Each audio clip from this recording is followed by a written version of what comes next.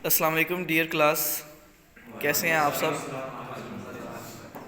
तो आज के इस लेक्चर में हम बेसिकली सीखेंगे कि कैसे हम गूगल पैंडा जो एल्गोरिदम है वो काम कैसे करता है और कैसे वेबसाइट कोई भी रैंक होती है, कैसे कोई भी वेबसाइट रैंक डाउन होती है और किस तरह किसी भी वेबसाइट्स के ऊपर डिफरेंट तरह की पेनल्टीज़ जो हैं वो डाली जाती हैं। तो सर्च इंजन ऑप्टिमाइजेशन की ये क्लास है। तो इस क्लास के अंदर हम बेसिकली फोर्थ वीक के ऊपर हैं और फोर्थ वीक के ऊपर बेसिकली हमारा सबसे जो पहला जो मेजर कॉन्सेप्ट है वो गूगल पैंडा को अंडरस्टैंड करना है। ठीक है, तो स्टार्ट करते हैं। जानते हैं कि गूगल पैंडा एक एल्गोरिदम है गूगल का। इसी तरह और भी बहुत सारे एल्गोरिदम्स गूगल के हैं, जैसे लाइक कि गूगल रैंक ब्रेन है, और भी बहुत सारे एल्गोरिदम हैं। लेकिन गूगल पैंडा ही क्यों इतना फेमस है, ये सर्च इंजन ऑप्टिमाइजेशन में इसी को इतनी वैल्यू क्यों दी जाती है।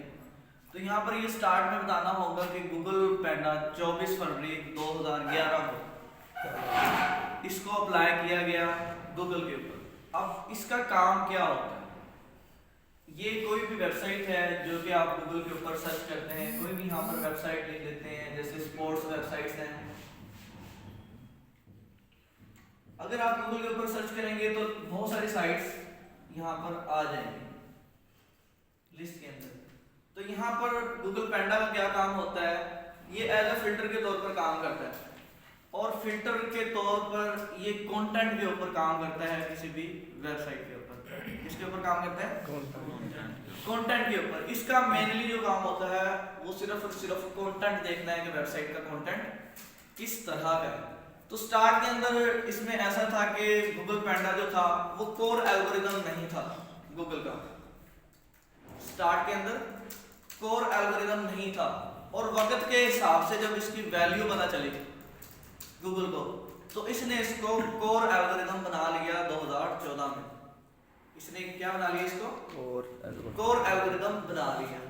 तो मेनली इसका जो काम होता है वो काम इसका यही है कि ये एज अ फिल्टर के तौर पर काम करता है और फिल्टर के तौर पर जितना भी वेबसाइट का कंटेंट है, चाहे वो वीडियो की फॉर्म में हो, चाहे वो टेक्सचुअल फॉर्म में हो, ऑडियो फॉर्म में हो, जिस भी फॉर्म में हो, ये उसको फिल्टर करता है कि ये कंटेंट ठीक है या नहीं ठीक है। ठीक है, अब कोई भी बंदा वेबसाइट पे कोई चीज़ सर्च करता है, उसने सर्च कर ली, उसके अगेंस्ट तरह तरह के रिजल्ट शो होते हैं। जैसा कि सर्च इंजन ऑप्टिमाइजेशन में हमने आपको बताया था कि 3 इसमें बेसिकली काम होते हैं। सबसे पहला काम होता है searching and crawling. Searching and crawling. अब इसके अंदर दूसरा काम क्या होता है जो आपको बताया था, आपको याद है अभी तक के नहीं याद, तो वो भी आपको बताते हैं। इसके अंदर दूसरा काम जो होता है वो एल्गोरिदम्स का होता है। ठीक है, और इसके बाद तीसरा काम जो होता है वो बेसिकली यूजफुल रिस्पॉन्सेज का होता है। Useful responses. अब सबसे पहले तो आप देखिए, कोई भी बंदा सर्च करता है तो गूगल अपने क्रॉलर्स उसके ऊपर भेजता है और वो डाटा निकल के ऊपर आता है, क्योंकि गूगल अपने क्रॉलर्स वहां पर भेजता है। इस चीज की आगे समझ। अब उसके बाद यहाँ पर डिफरेंट तरह के एल्गोरिदम्स उसके ऊपर अप्लाई होते हैं। अब ये एल्गोरिदम डिसाइड करते हैं कि आपकी रैंकिंग, आपकी वेबसाइट को रैंक कहाँ पे करना है, कितनी रैंकिंग आपकी वेबसाइट को देनी है। तो अगर हम इसको पढ़ लेंगे इस एल्गोरिदम को, तो ऑब्वियसली हम अपनी वेबसाइट की रैंकिंग ऑन पेज एसईओ के अंदर कर सकते हैं। तो यहाँ पर एल्गोरिदम्स तो और भी बहुत सारे हैं, लेकिन जो फिल्टर एल्गोरिदम है, जो कि कोर एल्गोरिदम है, वो गूगल पैंडा है। तो हम यहाँ पर बात कर रहे हैं गूगल पैंडा की, कि गूगल पैंडा की पेनल्टी से कैसे बच सकते हैं।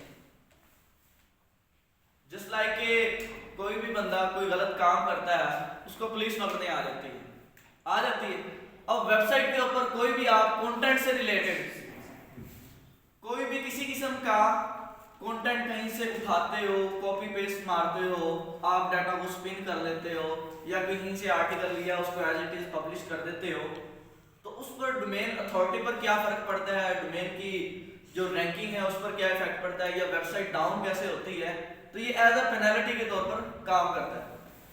अब इसका काम कब से स्टार्ट होता है वो देखते हैं। सबसे पहले सर्चिंग एंड क्रॉलिंग हुई होगी, ठीक है। जब क्रॉलिंग करके उसने डाटा यूजर को दिखा दिया, कोई भी बंदा है जो डाटा सर्च कर रहा था, जस्ट लाइक स्पोर्ट्स शूज ही वो सर्च कर रहा था, तो उसने क्या किया, डाटा आपको दिखा दिया। उसके बाद इसकी फिल्टरिंग शुरू हो जाती है। इसकी फिल्टरिंग शुरू हो जाती है गूगल पैंडा की। अब ये अपनी फिल्टरिंग शुरू कर देता है, उसके बिहाफ पे ये आपको पेनल्टी देता है। अब हम देखते हैं कि मेजरली गूगल पैंडा किन चीजों को लाइक करता है और किन चीजों को लाइक नहीं करता, ठीक है। तो गूगल पैंडा किन चीजों को लाइक करता है, सबसे पहले ये है कि पुअर यूजर एक्सपीरियंस।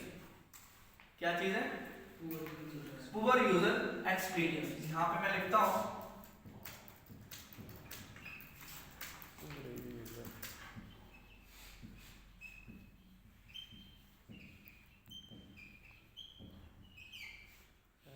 अब ये जी पुअर यूजर एक्सपीरियंस, ये क्या चीज होती है।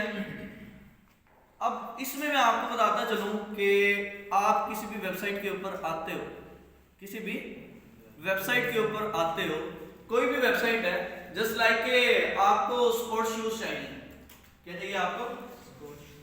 अब आपने यहाँ पे स्पोर्ट्स से रिलेटेड वेबसाइट्स देखी, जितनी भी यहाँ पे लिस्ट होगी, एक वेबसाइट आ गई, दो वेबसाइट आ गई, तीसरी वेबसाइट आ गई, ठीक है। आप किसी एक वेबसाइट पे क्लिक कर देते हो, जब वेबसाइट ओपन हो जाती है तो वहां पर स्पोर्ट्स शूज होते ही नहीं, वहां पर स्पोर्ट्स शूज होते ही नहीं है। अगर वो होते ही नहीं है तो इसका मतलब है यहाँ पर कुछ गलत है, यहाँ पर कुछ गलत है। आपने बेशुमार रिसर्चेस की होंगी, आपको एग्जैक्ट डाटा उस वेबसाइट के अंदर नहीं मिला। तो ये लोग ऐसे उल्लू बनाते हैं लोगों को, गलत किस्म के कीवर्ड जो कि अटैच कर देते हैं, गलत किस्म के टैग्स लगा देते हैं, या मुख्तलिफ कीवर्ड के ऊपर वेबसाइट को रैंक करवाने की कोशिश करते हैं कि यार इस कीवर्ड के अगेंस्ट हमें गूगल बता रहा है कि इतनी ट्रैफिक है, तो हम क्यों ना इसको यूज करके अपनी वेबसाइट को रैंक कर लें। तो वो टेम्पररी 3 या 4 माह के लिए वेबसाइट को रैंक के ऊपर ले जाते हैं, लेकिन आपको पता है जब वेबसाइट कोई भी ओपन हो जाती है, वेबसाइट कोई भी ओपन हो जाती है तो क्या करता है यूजर, जल्दी से वो काट देता है उसको, जल्दी से उसको काट देता है, उस पेज को ही खत्म कर देता है, यार इसमें रेलेवेंट डाटा था ही नहीं।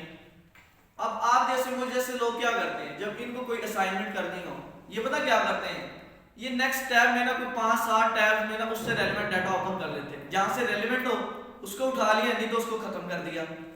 अब यहाँ पे आपकी वेबसाइट का बाउंस रेट जो है वो बढ़ जाता है। क्या होता है, वेबसाइट का बाउंस रेट बढ़ जाता है। अगर वेबसाइट का बाउंस रेट बढ़े, यानी कि कोई यूजर आए और उसको फौरी से खत्म कर दे, तो बाउंस रेट बढ़ता है।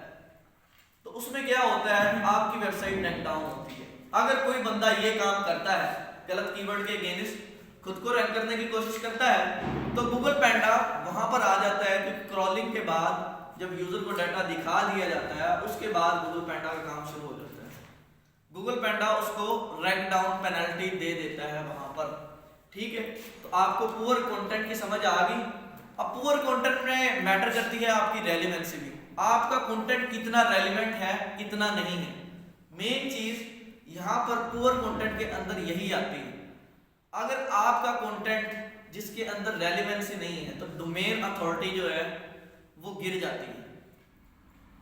क्या होता है, डोमेन अथॉरिटी गिर जाती है। तो जिनकी डोमेन अथॉरिटी गिरती है तो मान लीजिए कि उनका कंटेंट इररेलेवेंट है, उनका कंटेंट पुअर है और उनको गूगल पैंडा की तरफ से पेनल्टी मिली हुई है और गूगल पैंडा मुसलसल उन्हें रैंक डाउन लेके जा रहा है।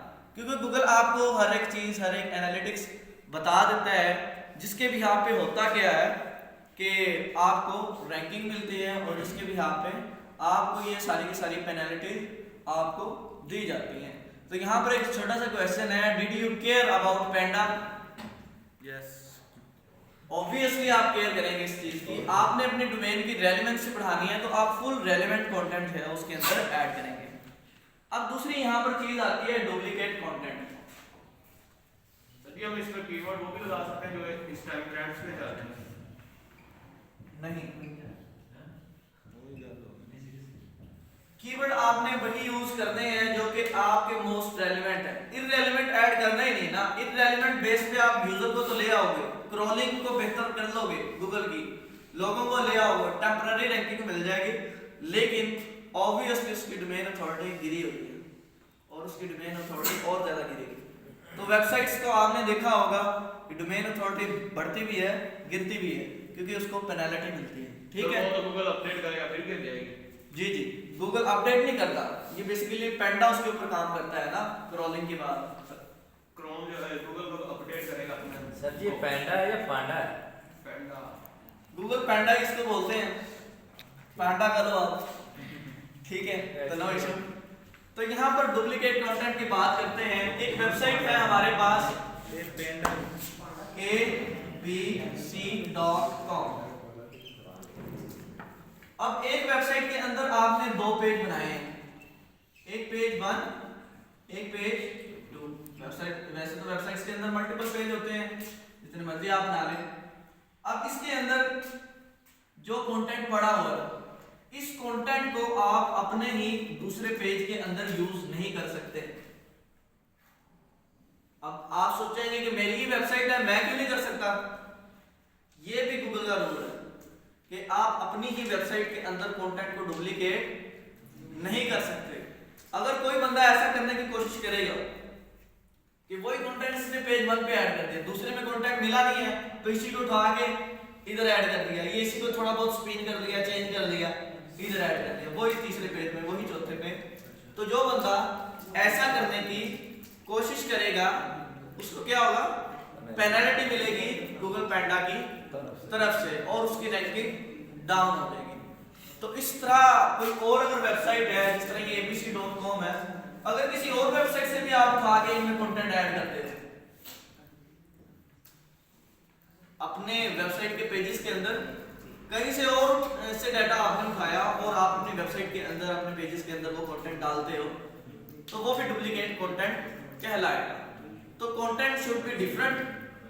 इसको हम एक मेथड है कोलोकलाइजेशन, वो मेथड हम इन फ्यूचर यूज करेंगे, जिसमें हम देखेंगे कि हम अपनी ही वेबसाइट के एक पेज का कंटेंट दूसरी जो पेज होता है हमारा उसकी तरफ कैसे हम वहाँ पर ऐड कर सकते हैं, कैसे हम डिफरेंट तरह की टेक्निक्स लगा के उसी पेजेस में वही वाला कंटेंट हम डुप्लीकेट कर सकते हैं, उसकी स्ट्रेटजीज हम कोलोकलाइजेशन के अंदर देखेंगे। अब नेक्स्ट हम देखते हैं जो गूगल, जिसको गूगल पेंडा लाइक नहीं करता, वो है प्लेजरिज्म। वो क्या होता है? प्लेजरिज्म। किसी का डाटा कॉपी ना किया हो। अच्छा है। अब प्लेजरिज्म के अंदर क्या होता है? देखिए, कोई भी चीज किसी ने क्रिएट कर लेना, वो उसकी इंटेलेक्चुअल प्रॉपर्टी। अब जिस तरह इलामा इकबाल की आपने बहुत सारी गजलें देखी होंगी, ठीक है, बहुत सारे लोग खुद से कंटेंट क्रिएट करते हैं। ये आप जितनी मूवीज देखते हैं, जितने आप सॉन्ग्स देखते हैं, ये सारी की सारी उसकी इंटेलेक्चुअल प्रॉपर्टी है किसी बंदे की। ये प्रॉपर्टी वो है जो उसने अपने दिमाग से बनाई है, ठीक है। ये प्रॉपर्टी कौन सी है? Intellectual property. अगर आप किसी का आइडिया कॉपी करते हो, या आपको कोई थीसिस, आपको कोई असाइनमेंट या आपको कोई आर्टिकल लिखना है, आप थोड़ा डाटा एक साइड से ले लेते हो, थोड़ा डाटा एक साइड से ले लेते हो, थोड़ा डाटा एक साइड से ले लेते हो, तो वो सारा का सारा शुमार होगा प्लेजरिज्म में। और वैसे भी गूगल के एल्गोरिदम इतने फास्ट हैं कि वो डिटेक्ट कर लेते हैं कि ये डाटा उसने किधर से ली है। आप एक छोटे से टूल की यहाँ पर मैं बात करता हूँ, turn it turn in. Google पर एक टूल है, इस टूल की मदद से आप इसको थोड़ा सा डाटा प्रोवाइड कर दें, ये हर एक चीज का रेफरेंस दे देगा कि ये डाटा इसने फलां जगह से कॉपी किया, ये डाटा इसने फलां जगह से कॉपी किया, ये डाटा इसने फलां जगह से कॉपी किया। अब इसके अलावा आप वहां पर ये भी देख सकते हैं कि duplicchecker.com एक साइट है, उसके ऊपर आप कोई कंटेंट, कोई फाइल अपलोड करके देखें, वो आपका सारा का सारा डाटा बता देगी कि आपने यहाँ से कॉपी किया, आपने यहाँ से कॉपी किया, आपने यहाँ से किया। तो अगर ये वेबसाइट सारा कुछ बता देती है, तो गूगल के एल्गोरिदम तो इससे फास्ट होंगे ना। तो वो ठीक नहीं बताते, वो ठीक नहीं बताते। इस तरह अगर आप पेड टूल यूज करोगे, जैसे टर्न इट टर्न इन है, तो वो तो 100% ठीक बताता है, ठीक है। बाकी चाहे फेक बताएं, लेकिन कहने का पर्पस हमारा ये है, या आपको मेन हमारा जो मौका है उसकी तरफ लेके आता हूँ कि गूगल के एल्गोरिदम उससे कई फास्ट है। आज के दौर में गूगल बहुत ज़्यादा एडवांस हो चुका है, वो पहले वाली बातें नहीं रही। तो कोशिश करें कि बजाय कि कोई हेरा फेरी करने के, यानी कि डाटा स्पिन करने के, स्पिन टूल्स यूज़ करने के, या ऐसे किया कि कहीं से डाटा उठा लिया, किसी दोस्त का ले लिया, आपने ऐसे आर्टिकल पब्लिश नहीं करना। क्या मैंने कहा उसको जब हम उसे स्पिन कोड करवाएंगे वो सारा चेंज हो जाएगा, उसका कॉपीराइट इशू तो आएगा नहीं। स्पिन करने से कॉपीराइट इशू फिर भी आ जाता है, गूगल इंटेंशन देख लेता है। गूगल उसका जो रीफ्रेज किया हुआ पैराग्राफ है, जो आर्टिकल है, उसकी इंटेंशन ले लेता है कि वो समझ आता है उससे कि उसने कहाँ से लिया हुआ है। क्योंकि आजकल एआई बोर्ड्स हैं गूगल के, आर्टिफिशियल इंटेलिजेंस बोर्ड्स हैं, कोई ऐसे बोर्ड्स नहीं है जो सिंपल कोई डाटा उठाते हैं और उनका ये काम होता है। उनके पीछे एल्गोरिदम्स हैं, जैसे रेडब्रेन है और दूसरे बहुत सारे एल्गोरिदम्स हैं, वो काम करते हैं। एल्गोरिदम्स में बहुत सारे कॉम्प्लेक्स प्रोसीजर्स होते हैं, जिसमें एक एक चीज को वो नोटिस करते हैं। अब पूरा पैराग्राफ आपने स्पिन कर लिया, उसमें से कोई 2 वर्ड उठा के वो बता सकता है कि इसने फलाने जगह से उठाया, क्योंकि एल्गोरिदम इतने जबरदस्त है। अगर आप कोई स्पोर्ट्स की वेबसाइट है, उसमें से आप किसी स्पोर्ट्स का कोई टॉपिक किसी बुक में से आप खुद लिख के वो वहाँ पे आप लगा सकते हैं, इस पे प्लेजरिज्म तो नहीं आएगा? नहीं, प्लेजरिज्म इसमें नहीं आएगा। देखेंगे प्लेजरिज्म उस चीज का होगा जो नेट के ऊपर चीज अवेलेबल होगी, प्लेजरिज्म उस चीज का नहीं होगा जो नेट के ऊपर अवेलेबल नहीं है। लेकिन साइबर सिक्योरिटी के हवाले से वो बंदा आपके ऊपर केस कर सकता है, उस बंदे को अलाउ है कि उसकी इंटेलेक्चुअल प्रॉपर्टी आपने चुराई है, इसके खिलाफ सजा भी है, गवर्नमेंट ऑफ पाकिस्तान के रूल्स इसके ऊपर बने हुए हैं, और इसके अलावा 6 साल या 6 माह आई थिंक इसकी कैद भी है, और नुमाया मशक्कत को इसका जुर्माना भी है। ठीक है, तो ये आपने देखना है। तो इसके अलावा जो हमारा थर्ड यहाँ पर पॉइंट आता है, जिसको वो लाइक नहीं करता, वो कहता है थीम कंटेंट। क्या होता है वो? Theme content. थीम कंटेंट ये क्या है? थीम कंटेंट की बात करते हैं यहाँ पर। अब ये मेरे पास एक पेज है, यहाँ पर हम एक पेज बना लेते हैं। आपने बेशुमार वेबसाइट्स देखी होंगी, उस वेबसाइट के ऊपर 300 कीवर्ड उसने यहाँ पे लिखे हुए हैं। उसके बाद एक बड़ी सारी इमेज आ गई, 1500 वर्ड उसने यहाँ लिखे हैं, फिर कोई इमेज वगैरह आ गई, नहीं तो फिर 1500 यहाँ पे लिखे हैं। कंटेंट बेतरतीब ऐड किया हुआ है, और कंटेंट बेतरतीब होने के साथ साथ कंटेंट को कभी इस हिस्से में थोड़ा सा दिखाया हुआ है, कभी इस हिस्से में, या जो नेविगेशन टैब्स होते हैं, नेविगेशन बार होते हैं, वहां पर इधर कर दिया, उधर कर दिया, उधर कर दिया।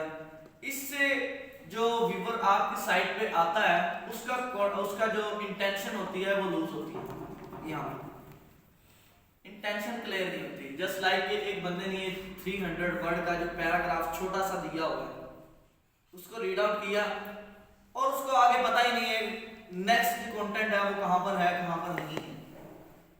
नेक्स्ट जो कंटेंट है कहां पर है, कहां पर नहीं है, वो अगले वेबसाइट पे चला गया, वो अगली वेबसाइट पे चला गया, उसने उसको खत्म कर दिया। अब यहाँ पर आप देखें, छोटी सी एग्जांपल देता हूँ कि यहाँ पर बजाय इमेज के, बजाय कि ये थीम कंटेंट जो इधर उधर दिया हुआ है, यहाँ पर अगर एक 3000 वर्ड्स का एक आर्टिकल है, ठीक है, और यहाँ पर मान लेते हैं कि 300 वर्ड का आर्टिकल है। अब यहाँ पर टाइम यूजर का ज्यादा लगेगा या यहाँ पर लगेगा उसको रीड करने में किसी भी वेबसाइट पे? 3000 ऑब्वियसली जो 3000 वर्ड वाला आपका कंटेंट है उसके ऊपर यूजर का बहुत ज्यादा टाइम लगेगा ना, और इसके ऊपर थिन कंटेंट के ऊपर। अब वेबसाइट बेसिकली ह्यूमन साइकोलॉजी को भी नोट करते हैं, क्योंकि जितने एल्गोरिथम्स बने होते हैं ना, ये रोबोटिक्स बेस पे होते हैं ना, तो ये क्या यूज करते हैं? आर्टिफिशियल इंटेलिजेंस को। अब यहाँ से जनरली आइडियाज ले लेते हैं। अब 100 में से हर बंदा तो ये थीम कंटेंट को नीचे इधर उधर बड़ी डेप्थ से तो देखता नहीं होगा, नहीं ना देखता होगा। ठीक है, तो वो क्या करेगा, उस वेबसाइट को स्किप कर देगा। अब 100 में से कोई 2 बंदे उसमें देख लेते हैं कि ठीक कंटेंट यहाँ पे भी है, मेरे काम की चीज यहाँ पे भी है, कहाँ पे नहीं, तो लोग तवज्जो ही नहीं देते। लोग कहते हैं और वेबसाइट जहाँ पर कंटेंट मिल रहा है उधर चले जाते हैं, हमें जरूरी इधर खपने की जरूरत है क्या क्या नहीं, तो वो क्या करेगा, अब कंटेंट उसने यहाँ पे देख लिया, अब दूसरे वेबसाइट के पेज पे घूमने लग गया, फिर तीसरे पे, फिर चौथे पे, उसी वेबसाइट के अंदर रहते हुए मुख्तलिफ पेजेस के ऊपर वो ट्रैवल कर रहा है, कभी यहाँ तो कभी यहाँ, कभी यहाँ, कभी यहाँ, कभी यहाँ। अब ये ऐसे बार बार एक पेज से दूसरे पेज पे जाना, इसको भी गूगल पेंडा देखता है कि ये बंदा बार बार जा रहा है, इसका मतलब यही है कि इसको इसके रेलेवेंट कंटेंट नहीं मिल रहा। तो थीन कंटेंट, रेलेवेंट कंटेंट उसको नहीं मिल रहा, तो यहाँ पर थीन कंटेंट के चक्कर में वो आपको क्या करता है, पेनल्टी दे लेता है, जिससे आपकी वेबसाइट को वो रैंक डाउन ले जाता है। तो कोशिश करें जब भी आप अपना कंटेंट अपलोड करें तो थीन कंटेंट की फॉर्म में ना हो, वो पूरा एक जबरदस्त आर्टिकल हो, मैक्सिमम उसके अंदर कीवर्ड्स हो, मैक्सिमम उसकी लेंथ हो, ताकि जो भी यूजर को इसके ऊपर आ रहा है इंफॉर्मेशन लेने, उसको सारी की सारी इंफॉर्मेशन प्रोवाइड की। जस्ट लाइक कल या परसों आपको बताया था कि जब भी आप सर्च करते हो कि what is freelancing, how to do digital marketing, जो कंटेंट आप देखेंगे ना, जो आर्टिकल देखेंगे, वो तमाम एस्पेक्ट उससे रिलेटेड आपको क्लियर कर देगा कि डिजिटल मार्केटिंग क्या होती है, कैसे की जाती है, कौन से इसके प्लेटफॉर्म्स हैं, किस किस तरह हम कर सकते हैं, इससे हम अर्निंग कैसे कर सकते हैं, इससे हम ऑफलाइन अर्निंग कैसे कर सकते हैं, ऑनलाइन अर्निंग कर सकते हैं। तो इसीलिए वो आर्टिकल इतना ज़बरदस्त किस्म का बनाया होता है ना कि वो आपके तमाम एस्पेक्ट्स को क्लियर करता है। ठीक है, अगर ये चीज़ें आप नहीं देखेंगे तो पेनल्टी आपको पड़ेगी। अब दूसरा है उसके बाद जो आता है हमारे पास वो है कीवर्ड डेंसिटी। कीवर्ड डेंसिटी, इसको हम कीवर्ड स्टफिंग भी बोल सकते हैं। क्या बोल सकते हैं? स्टफिंग।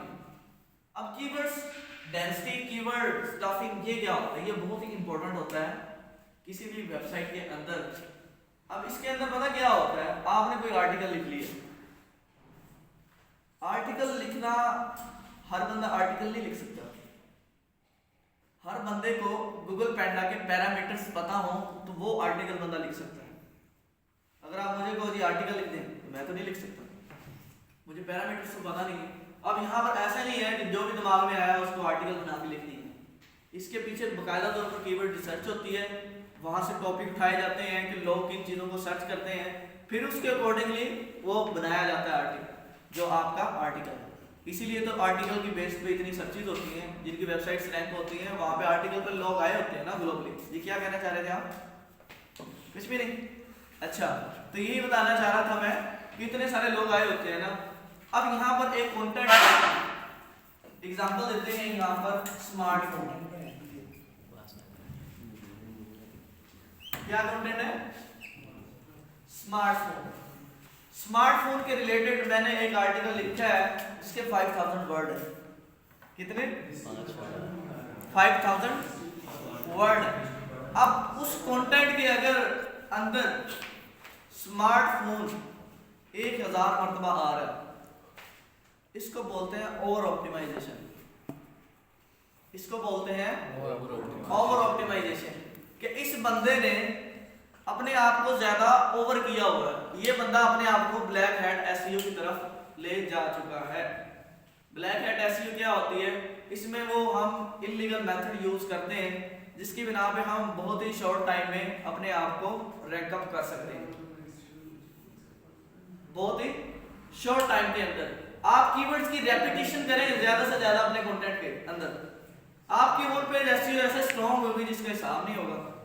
आप खुद देखेंगे कि यार ये जो मेरा आर्टिकल है ये मैंने अभी तो पब्लिश किया था और उसके अगेंस्ट देखिए कितने लोग यहाँ पर आ रहे हैं, कितनी इसकी सर्चेज हो रही हैं, तो ये तो बड़ा जबरदस्त हो गया।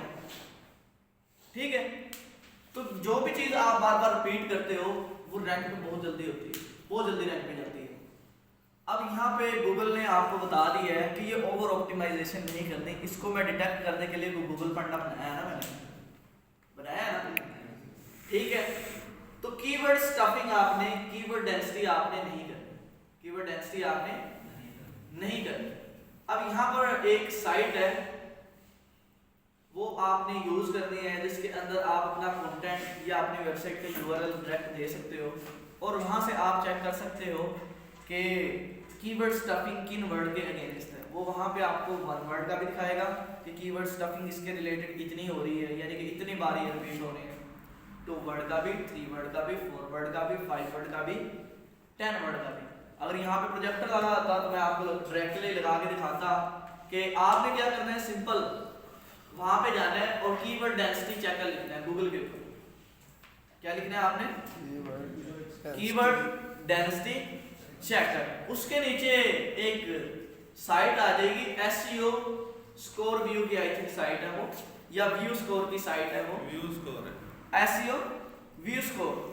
उसको आपने ओपन कर लेना है। उसके अंदर अपना कंटेंट आपने टेक्सचुअल फॉर्म में या कहीं से भी आर्टिकल ये इस बंदे ने लिखा है, इस बंदे ने, उसको डाल के देख लेना है। उसके अंदर आपको वो कीवर्ड डेंसिटी एक्सप्लेन कर देगा कि यहाँ पर कीवर्ड इतने ज्यादा रिपीट हो रहे हैं, इतने ज्यादा रिपीट हो रहे हैं, इतने ज्यादा रिपीट हो रहे हैं। अब आपका काम क्या है, अब यहाँ पे वो उसकी ना एवरेज दिखा देगा। अगर उसका स्कोर 2% के राउंड अबाउट हुआ तो it's well and good. Score कितना? पूरे कंटेंट के अंदर 2% के राउंड अबाउट हुआ, अब ये बकायदा तौर पर ये वेबसाइट आपको शो करेगी, तो वेल एंड गुड है। अगर 2% के अराउंड ना हुआ तो वो उसको रेड कर देगा स्कोर। क्या कर देगा? अब आपने माइक्रोसॉफ्ट वर्ड में उसको पेस्ट कर लेना है और कंट्रोल एच का बटन दबा देना है। कंट्रोल एच का बटन इसलिए दबाते हैं क्योंकि हम इससे रिप्लेस करते हैं। फाइंड एंड रिप्लेस करने के लिए हम क्या यूज करते हैं? Control H. Control H. सबसे पहले आपने ऊपर जो टैब दी होगी वहां पर आ जाएगा कंट्रोल एच। जब आप दबाएंगे कौन से वर्ड को आप तलाश करना चाहते हैं। आपको पता है कि जो स्मार्टफोन है ये 50 दफा रिपीट हुआ है और ये यहाँ पे इसका स्कोर है, ये रेड शो हो रहा है और ये बहुत ज्यादा पॉइंट्स में शो हो रहा है, यानी कि 3 point something, 4 point something show हो रहा है। ठीक है, अब आपने क्या करना है, पहले उसको फाइंड करना है, उसको रिपीट कर देना है विद द सिनोनियम। विद द सिनोनियम क्या होते हैं? जो लफ्ज है उसके मुतरादिफ अल्फाज होते हैं। एक लफ्ज है जैसे स्मार्टफोन है, इसको आप मोबाइल फोन बोल सकते हो, ठीक है। इसके अलावा आप सेलुलर फोन इसको बोल सकते हो। उसके बाद लेटेस्ट फोन आप इसको बोल सकते हो। तो कीवर्ड स्टफिंग तो आप खुद ही रिमूव करते हो। तो कीवर्ड स्टफिंग जो है या कीवर्ड डेंसिटी जो है वो इससे रिमूव हो जाती है। अगर आप नहीं करते तो आप एज इट इज आर्टिकल को पब्लिश करके देख लें, उसके बाद आपको गूगल पेंडा की पेनल्टी मिलेगी ही मिलेगी। अब नेक्स्ट चीज जो हम देखते हैं जो इसके अंदर आती है वो होता है user generated spam. User generated spam. अब ये क्या चीजें होती हैं जी? क्या पूछते थे आप? सर ये आर्टिकल में कोई लिमिट है क्या? मतलब लफ्ज को रिपीट कर सकते हैं क्या चीज? कोशिश करते हैं लफ्ज एक रिपीट दोबारा ना हो, रिपीट ना हो। तो कीवर्ड डेंसिटी का जो रूल है ना वो कहता है कि 2% सबसे अच्छी है। 2% तक हम उसे रिपीट कर सकते हैं, ज्यादा कोशिश करने की ना रिपीट। हाँ, ज्यादा कोशिश कर, लेकिन आपने ये लाजमी चेक करना है। कोशिश करेंगे जब आप आर्टिकल बनाएं तो उसी के अंदर आपको पता चल जाएगा कि किस चीज पर एम्फेसाइज किया गया है, किस चीज पर जोर डाला गया है। आप खुद अपना आर्टिकल पढ़ें, आपको पता चल जाएगा कि इसने राइटर ने किस चीज पर जोर डाला है इस पर, कि बार बार राइटर जो है वो उसी बात को रिपीट कर रहा है। तो बार बार रिपीट कर रहा है तो ये ओवर ऑप्टिमाइजेशन का है। सही है, ओवर ऑप्टिमाइजेशन करोगे टेम्पररी रैंकिंग मिलेगी और उसके बाद आप रैंक डाउन हो जाओगे। ये गूगल पेंडा के जो फिल्टर्स के तौर पर ये काम करता है, ये जो आपको बताया जा रहा है, ये इसी वजह से आपको बताया जा रहा है कि आप जब ये बनाना चाहेंगे तो आप इसको अपडेट करेंगे जितना भी आपका कंटेंट है। यूजर जनरेटेड स्पैम इसके बाद आ जाता है। सर ये कंटेंट तो जो उसके रिलेटेड हम वो कीवर्ड डालेंगे सर, उसमें कोई वो रैंकिंग ही ना हो तो उसका क्या फायदा होगा? सर जी लेकिन बाज़ जगहों पे ऐसा होता है जैसे आर्ट्स में एक रीडिंग का मरहला होता है जी आर्ट्स का, आपको पता ही है जी 4 मरहले होते हैं, रीडिंग का भी होता है। उसमें उन्होंने कहा होता है कि आप एक वर्ड दूसरी दफा नहीं लिख सकते, उसमें 300 वर्ड का वो टॉपिक होगा, 400 वर्ड। तो वो कीवर्ड डेंसिटी है ना, ये भी कीवर्ड डेंसिटी है ना सर। जो इसके रिलेटेड हम डालेंगे कीवर्ड उसकी रैंकिंग ही ना हो तो फिर किसके रिलेटेड? सर आपको टाइम है ना हमारे पास, इसके रिलेटेड ही हमने डाल देना कीवर्ड। एक वेबसाइट है, अच्छा, आप चाह रहे हैं दूसरे कीवर्ड नहीं डालने हैं, इसके रिलेटेड डालेंगे अगर इसकी भी रैंकिंग ना हो फिर तो वो हमारी रैंकिंग ऑब्वियसली होगी, आपके कंटेंट के अंदर रैंकिंग तो उसकी है ना। आपको एक सर्टेन टाइम के लिए उसको, अब मैं कहता हूँ कि 2% बनती है कि 100 वर्ड है टोटल आपके, उसमें 10 बार आप मोबाइल फोन को रिपीट करते हो तो 10 बार वो अलाउ करता है गूगल, तो वो कितना बन गया 2%। हमने टूल्स की मदद से चेक की है ना, कितना बन गया 2%। अब मैं कहता हूँ कि 100 में से 5% आप कीवर्ड डेंसिटी कर सकते हो, 100 में से 5%, तो वो टूल भी तो आपको दिखा देगा ना, ये जो आपका 2% बन रहा है आपके कंटेंट में, ये 2% में ये 15%, ये 15 कीवर्ड जो सेल फोन के हैं ना, ये सेलुलर फोन के हैं, ये रिपीट हो रहे हैं। ये गूगल पैंडा ही अलाउ करेगा, आप इतनी डेंसिटी कर सकते हैं। गूगल पैंडा नहीं अलाउ करता, ये तो हम टूल से चेक करते हैं। गूगल पैंडा सुझाव देता है। गूगल पैंडा पेनल्टी देता है ना आपको। सर कोई लिमिट नहीं देता गूगल पैंडा, ये जितना DPO अपना गूगल रिपीट कर सकते हो, इस हद रिपीट कर सकते हो। तो रिपीट कर सकते हैं ना। 2% जो उसका स्कोर है वो आपको उसके टूल से चेक, वेबसाइट किससे आपको पता चल जाएगा। हम इसमें कितने इससे कीवर्ड आप ऐड कर सकते हैं? हाँ? कीवर्ड कितने ऐड कर सकते हैं? किसके अंदर? ये जो हमने वेबसाइट वर्टिकल, उसका मतलब है 3000 वर्ड का आपका एक आर्टिकल अच्छा वर्डी के हिसाब से कितने कीवर्ड बार बार जो रिपीट होते हैं एक आर्टिकल में हम लगा सकते हैं, जिससे वो हमें गूगल पैंडा पेनल्टी ना दे। वो चेक कर लेना वो ना। 5% बनते हैं आपके, 100% है ना अगर कीवर्ड्स, तो उसका 5% आप ले लें। अब आप 5% आपको निकालना नहीं आएगा, तो इसलिए मैं कहता हूँ डायरेक्ट आप टूल के ऊपर जाएं। ठीक है।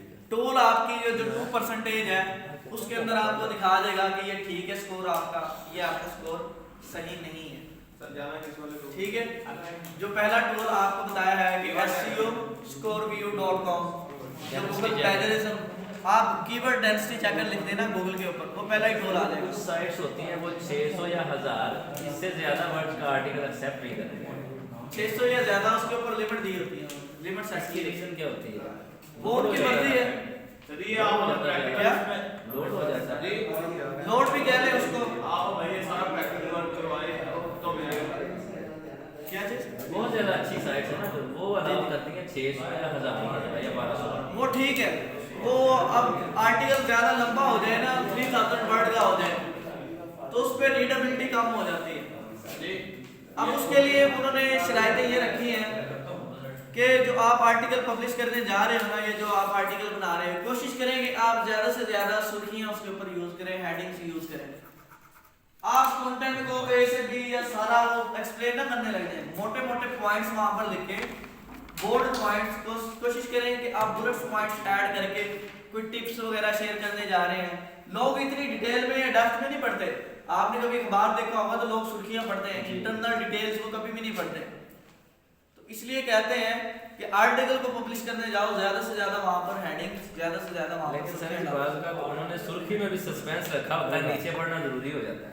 ठीक है, तो ये आपको बताया था कि सारा कुछ डिपेंड करता है आपके कंटेंट के ऊपर। कंटेंट के अंदर जान होनी चाहिए ना, इसके अंदर जान होनी चाहिए कंटेंट के ऊपर। हाँ जी, ये सारे भी हाजिरी लगी है सर, ऐसे तो नहीं होगा। ये एल्गोरिथम आपको समझा। सर एल्गोरिथम तो है सर, लेकिन ये सारा मेटा टैग कैसे लगाने, ये सारा कुछ आप प्रैक्टिकल ये प्रैक्टिकली करवाया मैंने। कैसे? ये यार वो प्रोजेक्टर ठीक हो जाएगा ना तो फिर करवा देंगे सर, डोंट वरी, प्रोजेक्टर ठीक हो जाएगा ना। ठीक है, अब उसके बाद आ गया यूजर जनरेटेड स्पैम। वो अब ये खुद के हथकंडे हैं जो कि हम यूज करते हैं। कोई उल्टा काम हम कर देते हैं, ठीक। कोई हम ब्लैक हैट एसईओ का काम कर देते हैं। लोग बड़े बड़े हथकंडे इसके लिए आजमाते हैं। कोई इलीगल कंटेंट उसके ऊपर अपलोड कर दिया, ठीक है, लोगों को ट्रैफिक को लेके आने के लिए, या यहाँ पर बहुत सारे पीसी पड़े हैं, उनके जरिए कहा कि यार इस वेबसाइट पे सारे लोड करो, इस वेबसाइट को डिफरेंट आईपी एड्रेसेस की मदद से ये करो वो करो। तो ये चीज़ें आजकल बहुत ज़्यादा आम हो गई हैं, या बहुत सारे लोग कर रहे हैं इसको। लेकिन मान लीजिए कि अगर आपको सारे एल्गोरिथम्स पता है तो वो बंदा यूजर जनरेटेड स्पैम कर सकता है, वरना आप जैसे बहुत सारे लोग जो नए नए सीख रहे होते हैं वो बहुत ज़्यादा स्पैम करते हैं इसके ऊपर। लेकिन साइट्स भी आपने बताई नहीं है, वहाँ पे पड़ा हुआ है, कंटेंट पड़ा हुआ है, आप कर सकते हैं, उस पर प्लेजरिज्म नहीं आएगा। जी जी, वहाँ से कॉपी कर सकते हैं। वो प्लेजरिज्म नहीं आएगा क्योंकि उन्होंने अपनी कैटेगरी दूसरी रखी हुई है, फेयर यूज के लिए। उन्होंने अपनी वेबसाइट जो है एजुकेशनल पर्पस के लिए, या उन्होंने डिफरेंट तरह के लाइसेंस वगैरह ऐड किए हुए हैं उस साइट के अंदर कि आप उनको कॉपी कर सकते हो। तो हैव एवर के ये यूजर जनरेटेड स्पैम जो है या वेबसाइट ये नहीं होना चाहिए। अब आप कोई भी हथकंडा यूज करते हो, कोई भी इल्लीगल कोई ऐसी एक्टिविटी करते हो जिससे ये काम होता है, तो आप उसको नहीं कर सकते। यहाँ पर कुछ टिप्स हैं क्या मसला है? गूगल पेंडा की पेनल्टी से बचने के लिए। सबसे पहले तो गूगल पेंडा कहता है stay safe from me. Google panda क्या कहता है? स्टे सेफ फ्रॉम मी, मुझसे बचो। अब मुझसे बचने के लिए मेथड ये है कि डुप्लीकेट कंटेंट नहीं होना चाहिए। डुप्लीकेट कंटेंट अगर चेक करना है आपने तो आपको एग्जैक्टली बहुत सारे टूल्स हैं, जैसे duplicchecker.com है, वहां से आप चेक कर सकते हैं। टर्निट है, वहां से आप चेक कर सकते हैं। इसके अलावा कंटेंट का प्लेजरिज्म चेक करें। प्लेजरिज्म को चेक करने के लिए duplicchecker.com है, और भी बहुत सारे टूल्स हैं। इसके अलावा identify the thin content. Thin content को आप आइडेंटिफाई करें कि मेरी वेबसाइट के अंदर ये कंटेंट कहाँ पर है, कौन सा है, उसको आप डिटेक्ट करें। इसको क्या बोलते हैं? थिन कंटेंट, क्योंकि पेनल्टी से आपने बचना है ना। उसके बाद audit your site for keyword stuffing. अपनी वेबसाइट की पूरी जांच पड़ताल करो कि यहाँ पर कहाँ कीवर्ड स्टफिंग हो रही है। अब थर्ड ये है कि अगर आप ये सारे काम करते हो तो आपने खुद देखना है कि मेरी वेबसाइट एज कंपेयर टू, यानी कि जो ओल्ड साइट थी मेरे, उससे अब कितनी ज़्यादा इफेक्टिव है। ये आपको गूगल का आपका स्कोर बता देगा कि अब आपकी साइट कितनी इफेक्ट है। आप गूगल सर्च कंसोल पे जाएं, वहाँ पर वो आपको बता देगा। आप गूगल एनालिटिक्स के अंदर जाएं, वहाँ पर वो आपको बता देगा कि आपकी वेबसाइट कितनी स्ट्रॉन्ग जा रही है। आप Href टूल्स और दूसरे यूबर सजेस्ट वगैरह वहाँ से आप देख सकते हैं कि मेरी जो वेबसाइट है वो पहले से कितनी ज़्यादा अच्छी इसकी ऑन पेज एसईओ हो रही है और ये कितनी ज़्यादा इफेक्टिव है। और इसके अलावा अगर आपको पेनल्टी मिल गई है, इस भाई साहब को मिल गई है, इसने कोई 5-6 ये जितने भी हमने टिप्स बताए थे, इनमें से कोई हथकंडा जो है वो यूज कर लिया, तो फिर आपने आइडेंटिफाई करना है कि मेरी गलती कहाँ पर है, क्योंकि वो आपको एक पूरी लिस्ट जनरेट करेगा। जैसे आपके खिलाफ कोई पर्चा कटवा देता है, ठीक है, उसके अंदर वो सारी बातें एक्सप्लेन करेगा कि ये इसने मेरे साथ किया। तो उसके अंदर वो सारी की सारी चीजें एक्सप्लेन जब कर देगा तो आपने उन चीज़ों को समझना है, उन चीज़ों को एनालाइज करना है, उन चीज़ों को परसीव करना है, और वहाँ पर जाकर वो अपडेटेड चीज़ें जो है वो आपने करनी है जो उसके अंदर मेंशन है। क्योंकि पेनल्टी का मकसद तो ये होता है ना, आप कुछ इससे सीखें। अगर पेनल्टी मिल जाती है तो आपकी वेबसाइट मिलती ही नहीं है, गूगल के ऊपर मिलती ही नहीं है। जितने पैसे लगाए हैं आपने, आपके जो क्लाइंट ने पैसे लगाए हैं, तो वो सारे के सारे वेस्ट हो जाते हैं, क्योंकि पेनल्टी मिल जो जाती है।